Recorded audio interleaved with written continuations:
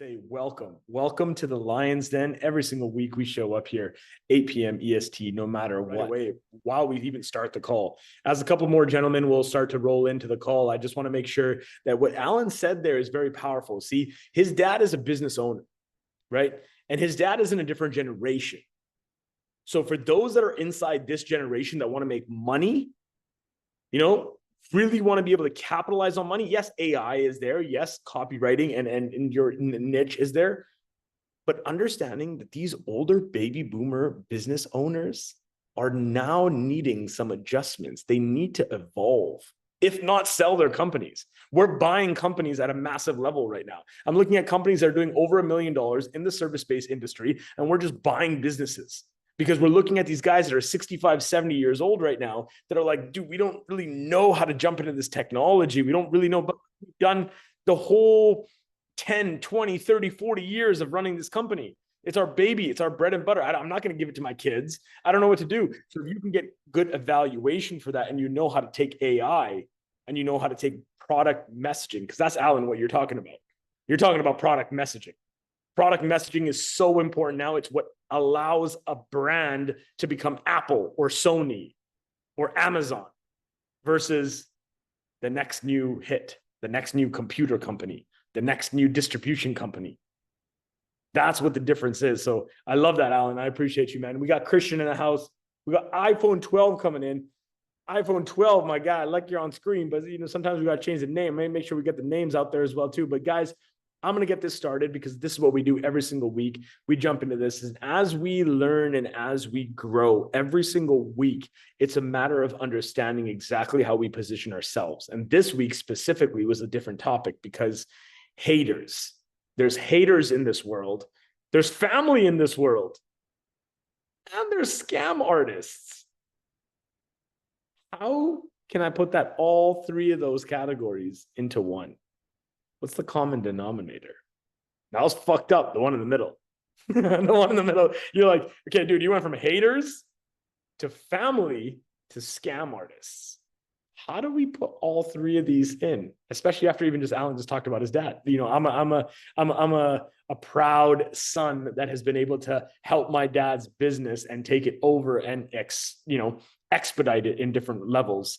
So I'm not necessarily talking about that, but I am talking about how family can be detrimental, how deception is a bitch, how you can get manipulated, not just from the advertisements that you watch online or scrolling on TikTok, but I'm talking about just deception of people that want negative towards you.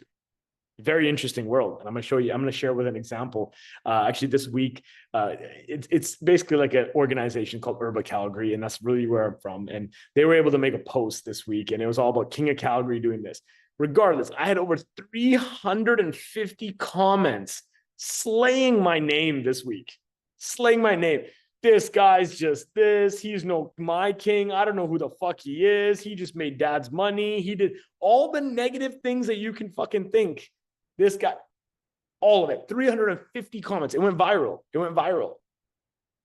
What was so interesting about that was understanding haters are going to be there. When you start to compare to like Donald Trump, when you think about Andrew Tate, when you think about some of these people in the world, 50% of people love him and 50% of people hate him.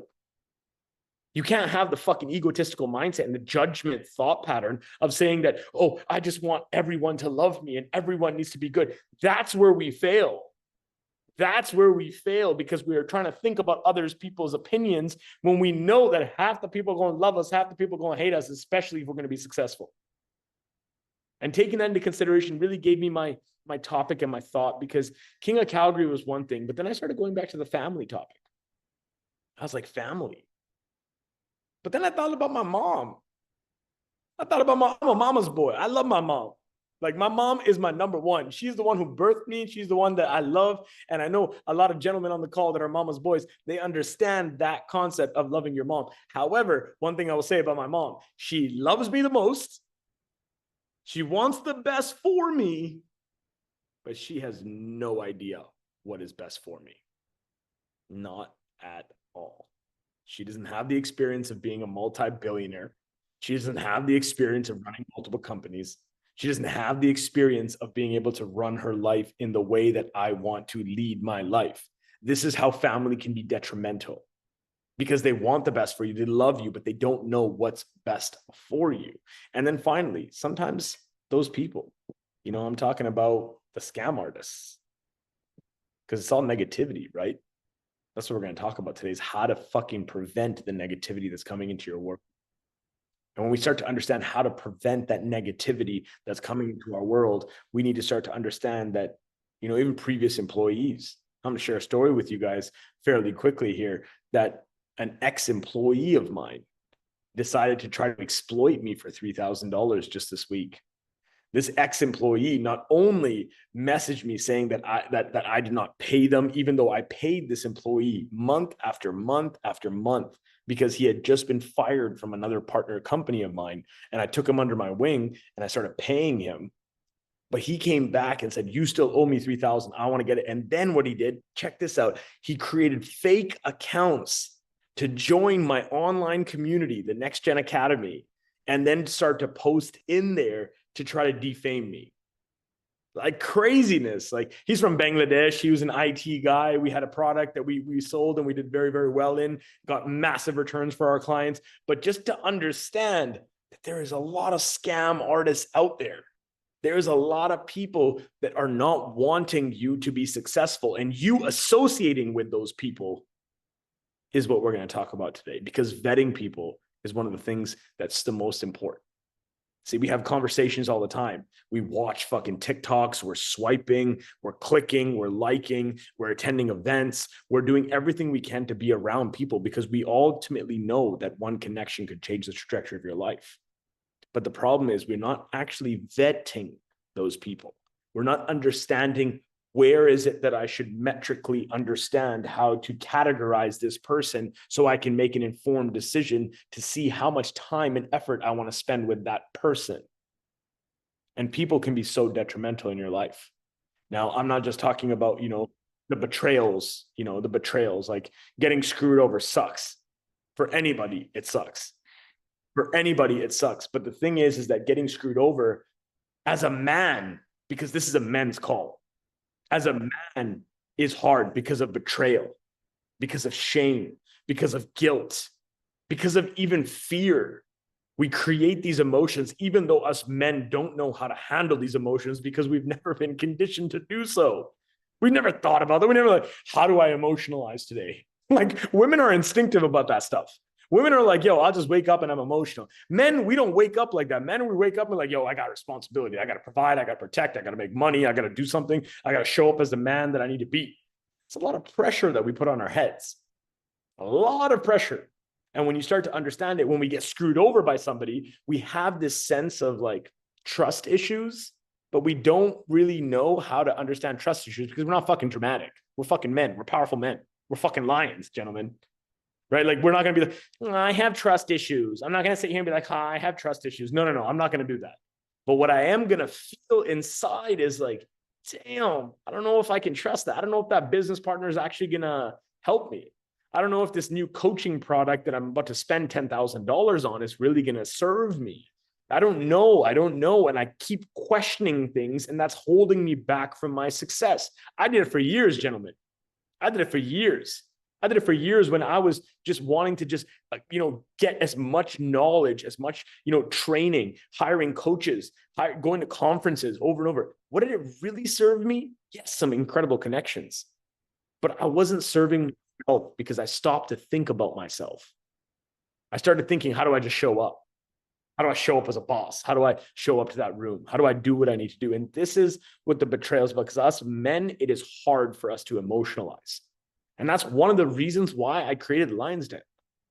One of the main reasons specifically was to bring men from all over the world on a live call every single week, non-negotiable, show up and roar. It comes down to the three simple words that I talk about every single week: brotherhood, blessings, and breakthroughs. You see, the bond between men is the brotherhood. The only time you look down at another man is when you're picking him back up. Get that mentality in check, and you'll start to understand how you can have supportive brothers that you may not even know, Some of the connections that have happened on this call alone, and the friendships and the brotherhood that has been created for two guys to be randomly on a call from two different parts of the world. And then all of a sudden they're connecting and they're holding each other accountable to waking up and working out, to waking up and being the fucking man, to waking up and not going through a divorce, waking up and showing up for the kids, to continuously support one another as brothers. That's the reason of brotherhood. The blessings from above. God has a plan for every single man on this call that's showing up tonight, and every single one that records, that watches the recording. We continuously show up for self-development. We continuously show up for the presence that we know we have at capacity. And of course, it's the breakthroughs. It may be something I say tonight. It may be something another lion says. But be open. Put the ego aside. I don't care if you're a CEO or a janitor. It don't matter what you do for a living. It matters the way that you show up and how you can not only just show up on this call. I'm talking about showing up in life every single day. Showing up on a call with a camera on is one thing. Showing up without it is one thing. Showing up not at all is one thing. How do you act? How do you show up when you are needing to show up?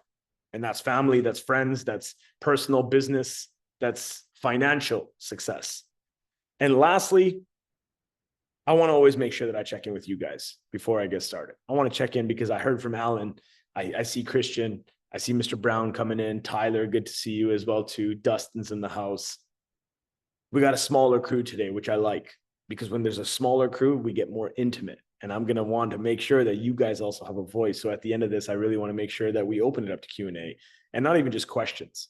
I'm talking about just give your thoughts. Use this as a platform in order to strive and be the best version of yourself. Public speaking is the number one fear. Death is number two. Remember that, gentlemen.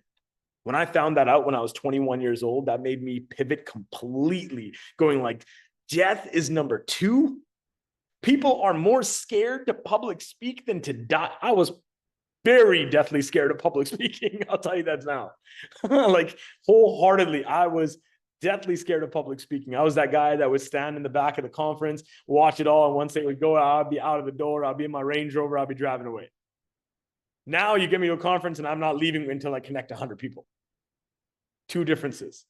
Just a muscle.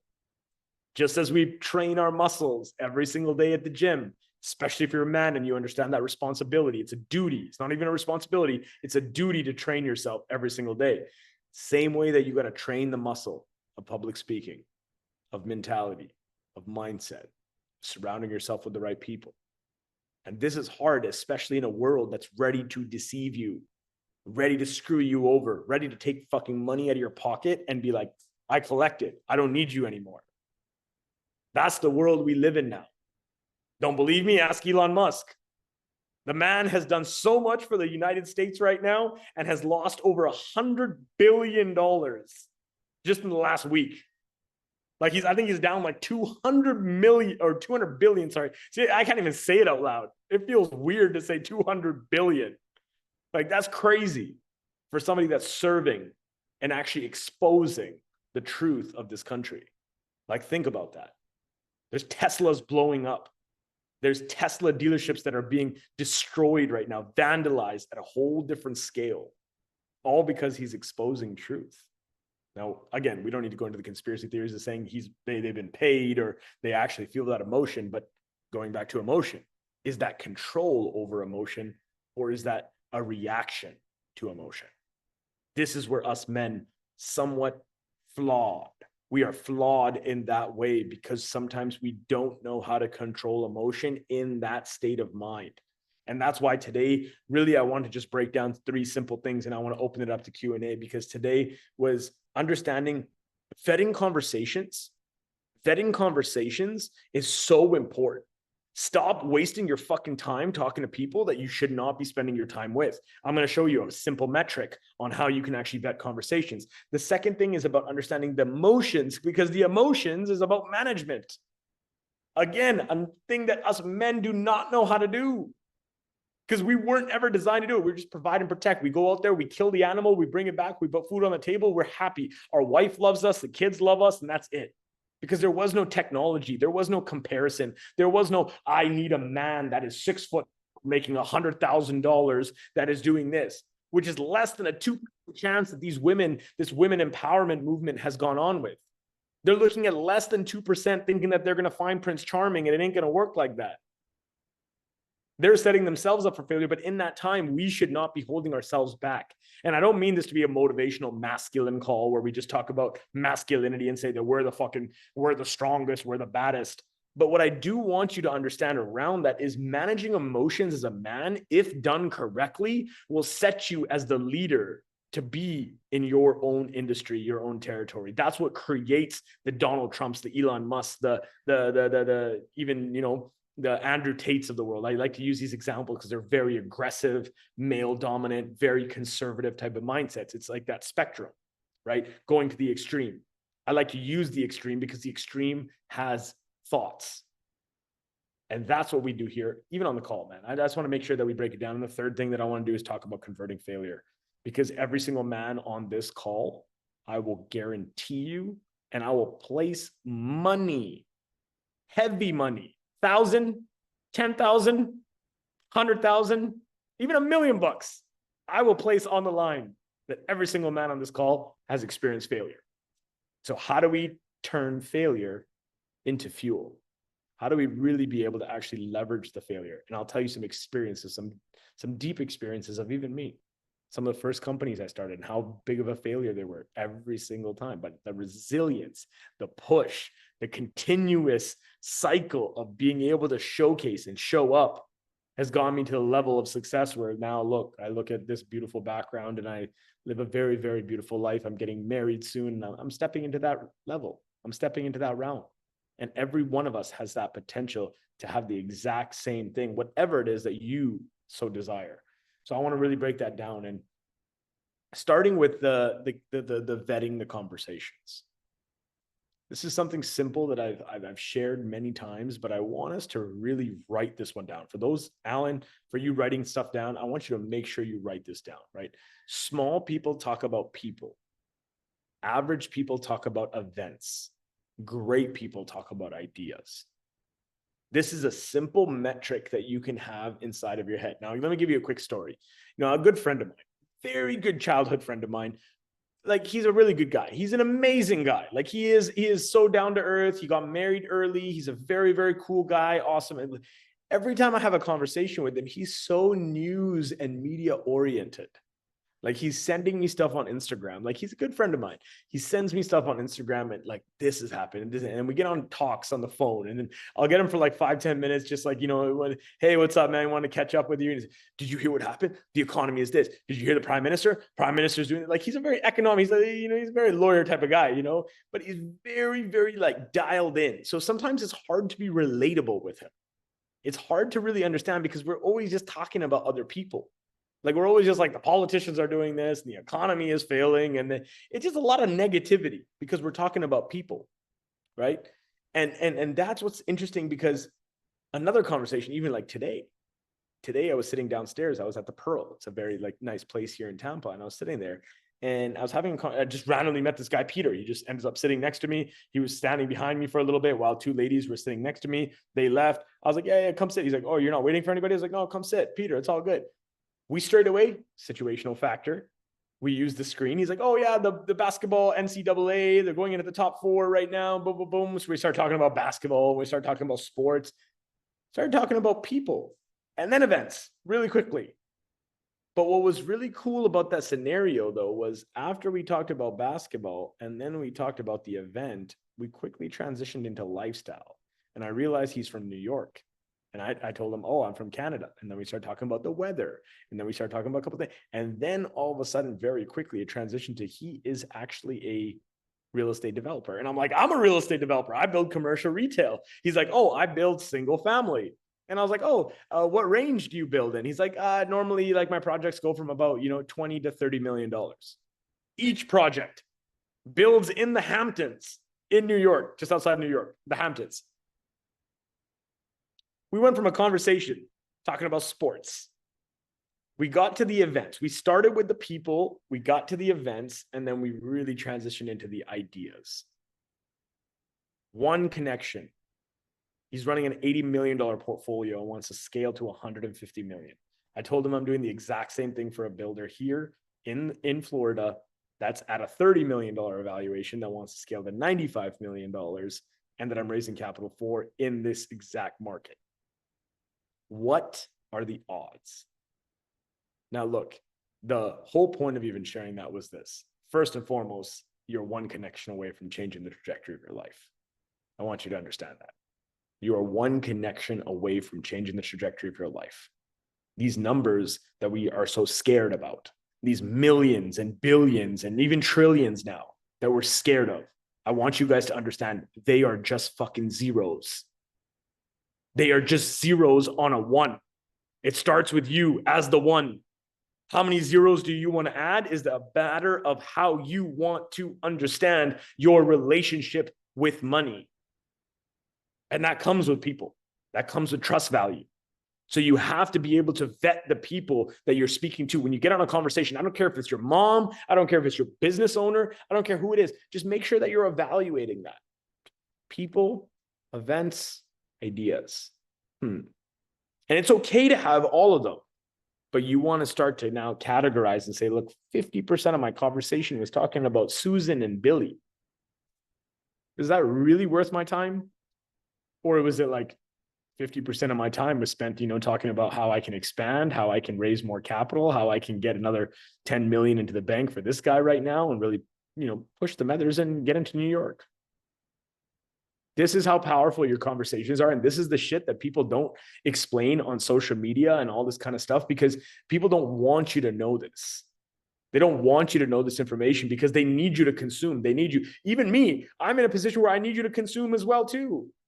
I'm in a vetting position of even consuming you guys showing up. We're sending you text messages. We're sending you emails. We're getting you on this call. I need you to come in so I can add value back so that you want to stay and you want to continue. This is the world of commerce, gentlemen. This is what we need to understand about the model of business. So make sure that you're vetting the people that you're trying to learn from or even jumping on calls.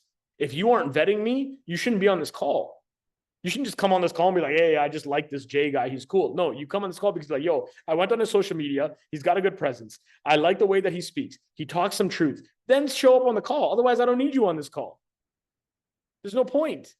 If you know that you're going to get value and you're going to understand ideas, then you come on this call so that you can also chime in. You can ask questions. You can get yourself to the next level. The second thing that I want to really explain is managing that emotional state. Going back to this as men, it's very difficult, very hard for us to manage our emotions because we've never been taught how, first and foremost, never been taught any type of parameters like this is how you deal with when you get angry. When you get angry, step number one, you take a deep breath. Step number two, you walk away. There's no steps to it. It's you get angry and you're like, I'm fucking pissed.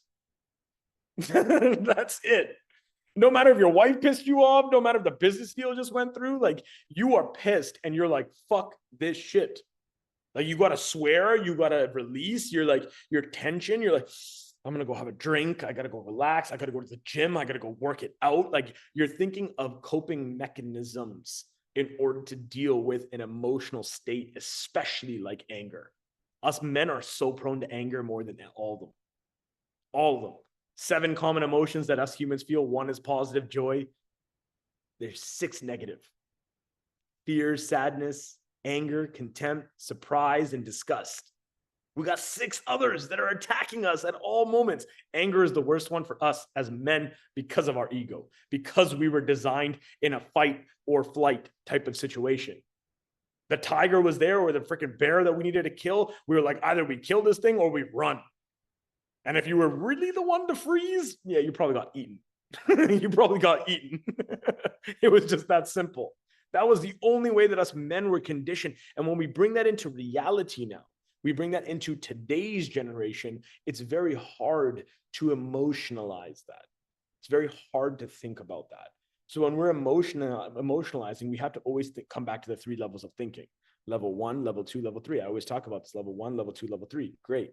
So Jay, it's not just about me saying that I'm angry. It's not just saying that I have a thought that I'm angry. It's I believe I'm having a thought that I'm angry. So you can disassociate yourself. But let's just take that one step further because I've shared that many, many times on this call. I want to take that one step further now and really get you to understand, how do I get over it though? What's the quickest way when I'm in an angry like state to completely just change gears? Like not like go out and sit and then do meditation or go do yoga for an hour or even pray, to be honest. Like even praying is sometimes hard when you're angry. Like it's not, you're not angry at God, but you're like, God, I'm angry. Like it's like a fine balance. How do you do it? You have to ask yourself one simple question. What's my next thought? Like, what is my next thought? Like, what is your next thought right now? Like, if I were to ask any one of you right now, in this exact moment, what's your next thought? Think about it. What just happened right there? What just happened right there is that you just went, let me think on what my next thought is. You just gave yourself a second to breathe. So at any moment, if you ask yourself, and I want you to try this, I truly want you to try this. Anytime you get into a negative emotion, what's my next thought? What's my, like right now in this exact moment, what's my next thought? Instead of me thinking emotional, instead of me thinking, forget about all that nonsense that's going to go inside your head trying to contemplate yourself if you're doing good or doing bad, or if it's good, it's up, it's down. Do I get mad? Do I go throw something? What's my next thought? What's my next thought? Oh, okay. See, I just did it right now. I was on a train of thought and I could have went deeper into that. I could have went on and on about that specific topic. But the minute that I actually, not only am I teaching that, I just said it to myself, what's your next thought? I was like, the next thought is, well, people go through divide. They go through divorce. They go through death, especially us men. We're in a position where we have to deal with all of this emotional baggage, but we don't know how to deal with emotional baggage. This week, when my ex-employee was trying to exploit me for $3,000 and trying to call me out saying that I never paid him and all this nonsense, creating fake accounts inside of my community with like random people's faces and names and everything. It's freaking crazy. Like JC, actually, respect to JC, he caught that. He's like, Jay, like this seems fishy. And he went like did his deep dive and he's like, dude, these are all fake accounts, man. Like it's crazy. This guy went and created multiple fake accounts, joined the community, sent certain things out. Like it was crazy. Julian was even a part of it, man. Me and Julian had a great conversation this week as well too about it, because he was messaging Julian going like, Julian, by the way, like I don't work with this guy anymore, I don't do this. I'm like, dude, what are you doing, man? What are you doing creating, like, again, he's in Bangladesh and he was an ex-employee of mine, so it is what it is. It's going to happen. Haters going to hate when you know you're doing great. But when you start to understand emotional levels could start ringing in my head. Oh my God, should we give the money back? What should we do? How should we do it? Like, I don't want to deal with this. Like, I just built my brand for the last 3 years. I don't want somebody, then all of a sudden, and all these random people that I don't even know. It's all fucking emotional drama, gentlemen. We get ourselves caught in so much emotional drama, even though we are not knowing how to even deal with the emotional drama. And I'm sorry to say, women bring a lot of that because they're good at it. They were conditioned to deal with it. So now you're in a relationship with a woman and you're like, I don't know how to deal with my emotions. And she's like, I do. It's like, definitely going to be some conflict there. Definitely going to be some conflict there. There's going to be up and there's going to be down. That's why me and my woman, we really take the time every time we get into a fight, every time we get into an argument. It sucks. It sucks for my ego to have to admit that I was wrong because I had to do self-reflection on it, but I have to sit there. I got to suck it up and I got to say, babe, let's talk about this. This is where I was wrong. This is where I feel you were wrong. Can you explain your thoughts? Can we open this topic up so that we can get through this and we're not going to suppress bullshit, because we are here for life as a couple. We chose one another and we're going to stick to each other. So let's do this together. Like, that takes resilience.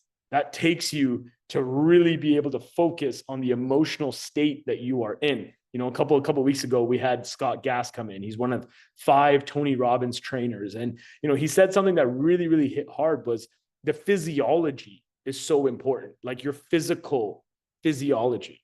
When we get angry or we're upset or we're in these mindsets of people screwing us over and a partnership that goes wrong and a business deal that fell through, and we get into this kind of like, our physiology changes. Our physiology gets all like this, instead of actually opening up and being like, okay, you know what?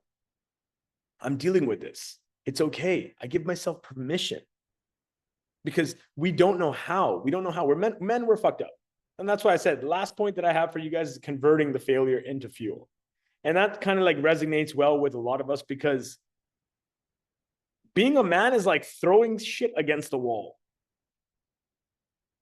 It's like you just got to keep throwing stuff. Like you can't be in the mindset of being like, should I throw it? No, I'm going to probably miss. Maybe I'll hit it. I don't know. But guess what? You're never going to know until you throw it. So you standing there holding it, trying to think that it's going to hit the wall or it's stick or not stick, you got to throw it in order to find out. And turning failure into fuel is truly being able to just throw it and then throw it again and then throw it again and then throw it again and again and again and again and again. And guess what? It's still irrelevant if it sticks or not. The point is that you're building the conditional habit inside of your mind to throw instead of to wait and to question yourself. Gentlemen, I did this for many, many years where I would question myself. I would say I needed more education. I needed another conference. I needed another coach. I needed to spend more money. I needed to do something that was going to level me up to that next step. But instead, I just didn't believe inside myself just to keep throwing it against the wall, even though that's all I was doing. I failed over 10 different businesses before I hit big. Like 10 failed businesses over and over. My knees got weak on how many times I would fall to the floor. People don't see this because people don't hear this. This is the realness I bring in the Lions Den. I want you guys to understand that in order to achieve success, you have to go through mass amount of failure. John Maxwell says, fail forward. You better be failing forward. You better be waking up thinking like, how many more failures can I overcome? How can I be like Julian, getting shot 6 times, waking up, losing my business, bringing my business back, keep pushing forward, keep going. Now I'm getting married. Okay, another challenge I got to deal with, but the most happiest moment in life, trust me, I feel you, bro. It's a fucking challenge. And it's also the happiest moment in your life. It's incredible. But it's like, how do I keep pushing forward? How do I keep having this resiliency to not stop? If 6 shots can't take me down, who can? Only one entity that can take you out. Only one thing that's going to take you out of this world. And that's above. That is God himself. God is the only thing that's going to take you out of this world. Everything else is fucking man-made. It's all just your belief system inside of your head that you've created. And that's why when we fail forward, we have to shut up and understand that there's 2 sides to a coin. So many times we're focused on just wanting the one side of the coin. We want the right side of the coin. We want the heads or we want the tails, depending on our bet. Let me say that again. We want the heads or the tails, depending on our bet. We're like, well, if I'm going to flip it and I got a competition with somebody else right now and I choose heads and he chooses tails, guess what? It better be heads. And then we're banking on a 50-50 chance. We can't take that same type of risk when we're out there with communication and the people that we're connecting with. If one connection could change your life, if one connection could be your life partner, if one connection could be a business venture that could set you free, if one client could just completely change the trajectory of your financial freedom, how can we gamble 50-50 with that every day, gentlemen? Don't make sense to me. And when we start to really break that down, you know, a good story that I like to just bring up because I have to, it's just too on top of mind at the moment, especially with the whole 10X culture that's happening right now is, you know, many of you guys that have been in the 10X culture and understood the 10X culture, there's a huge beef that's going on with Grant Cardone, Brandon Dawson, with Gary Brecka, Mr. 10X Health, right? Huge situation that's happening here. Opposites started to attract and built a $100 million company within the last 3 years, but somehow has fell out now. And both of them are just hating on one another, right? We had Grant post something on his story last night about Gary freaking out. We had Gary go on to PBD's podcast and expose basically the whole 10X infrastructure. You have all of this hate. You know what this really comes down to? 2-3 men with big fucking egos that don't know how to control the emotions. It doesn't matter if you're worth 100 million or if you're worth fucking nothing. You as a man still have the same core principles that we did 200 years ago, 2000 years ago, when God bless Jesus came onto this earth and actually showed us what it takes to really be a man. Because that was his message. That was his story. That was God sending his son down here for us. So when we start to understand these kind of things, we start to put this in parameters and we start to understand that failing forward is okay. It's okay to fail as long as we grow out of it. The definition of insanity, we all know it. Doing the same thing, expecting another result. But yet we choose to do that with our own mind every single day. That's why I'm such a believer of training. That's why I got Mr. Brown on the call. That is a huge motivation for me as well, too, because he's pushing his body. He's training. He's constantly training, because if you can't train as a man, it don't make sense on anything else. I don't care how much money you're trying to make. I don't care how much business you're trying to scale. You're never going to do it until you clear this up here. And the only way to clear this is to do what us of men were designed to do. Train. Train to go kill the freaking animals that you can put food on the table for your babies. It's very simple. We get into this whole, no, I want the Lamborghini. I want the condo. I want this. I want these goals. Oh, they're telling me to write my goals down. I got to write my goals down. My goals, I want to make 100 million this year.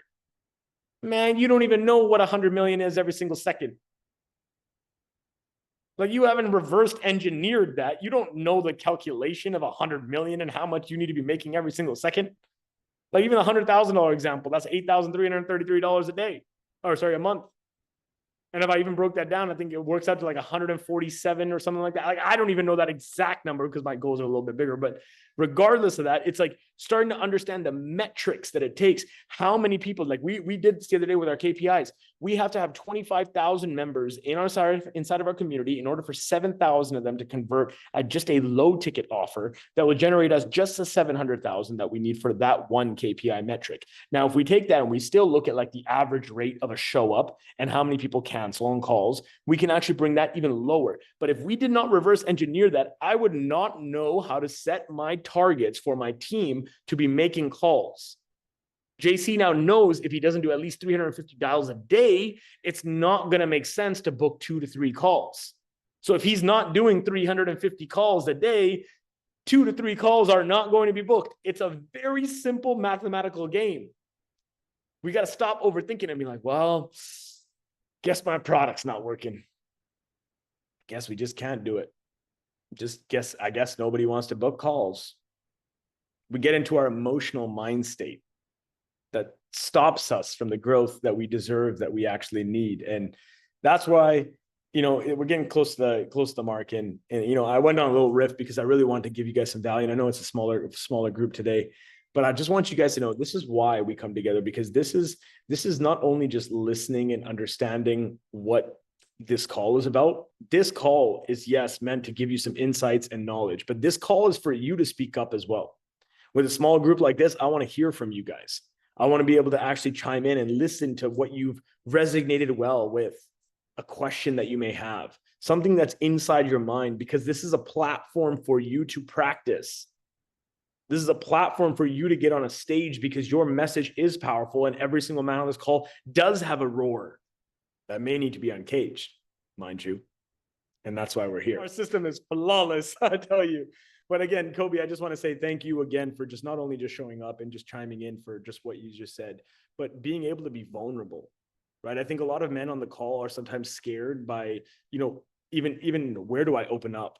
Like, I understand, Jay, everything you're saying about being emotional and not knowing how to deal with emotions. But like, again, I don't need to be on this call. I don't need to show my face. I don't need to be on video. I don't need to do this kind of stuff. And I want you guys to understand what Kobe just did here is taking that step to be in that uncomfortable zone. He just publicly declared something that he wants to be held to account to.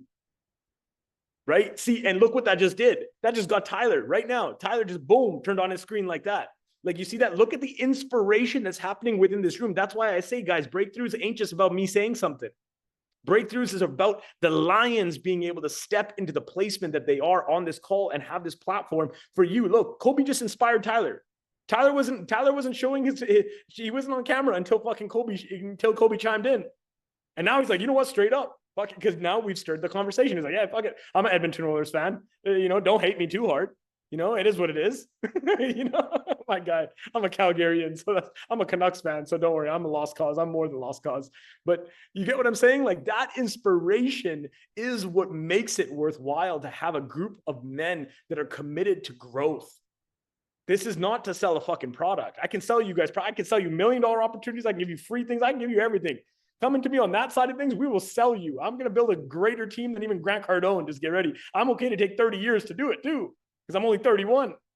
So when I understand that 30 years ahead of me is going to be there, I don't need to sell on this call. What I need, though, is I need powerful men on this call to stand up for yourself. And that's where I'm going to conclude tonight's call. I'm going to say thank you for every single man that has stepped up to show up live on this call, and all of the men that are going to be watching the recording. We have well over 500 members inside of our community, and I just want to say thank you for continuously showing up. This is the last episode that I will be 31, because I am turning 32 next week, and y'all will see me in a whole new era, because it is Wednesday that my birthday is, but Thursday is going to be yet another episode where we're going to come together. And next week, I am working on a very special guest to chime in. So for those of you that are on the call and listening in on this, be attentive next week. I'm bringing in somebody that is very powerful, that has been dealing with incredible celebrities. Mike Tyson, LeBron James, has coached and performancely advised some of the greatest names that you will know just as the back of your hand. So get ready. He's been my mentor for over 10 years. And I think it's going to be an incredible call, incredible value. But as I said, gentlemen, thank you for showing up today. Thank you for investing in yourself. And when I say investing, I mean the time, because time is more valuable than even just this. Yes, this matters. And yes, zeros can add up, but your time and your bandwidth is important. So learn the lessons that were said today. And I will see you next week on the Lions Den, 8 p.m. EST, like we do. God bless. Take care. I'll see you next week.